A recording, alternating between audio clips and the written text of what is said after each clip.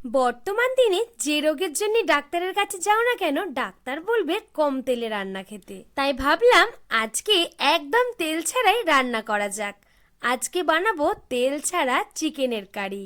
প্রথমে চিকেনটাকে খুব পরিষ্কার করে ধুয়ে নিয়েছি। এবারে চিকেনটাকে আমি ম্যারিনেট করে নেব।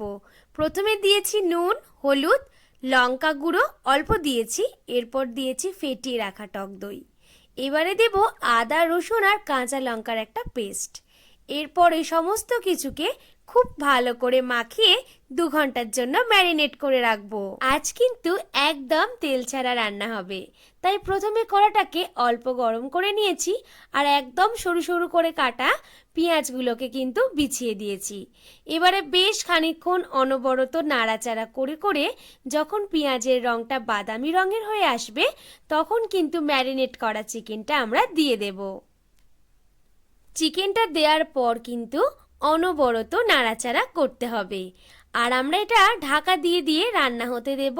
আমি এখন চিকেনটাকে নাড়াচাড়া করে কষাতে থাকি, আর তোমরা এক কাজ করো, ততক্ষণ আমার চ্যানেলে নতুন হয়ে থাকলে অবশ্যই চ্যানেলটাকে সাবস্ক্রাইব করে দাও, আর ভিডিওটা ভালো লাগলে লাইক, কমেন্ট অ্যান্ড শেয়ার করো।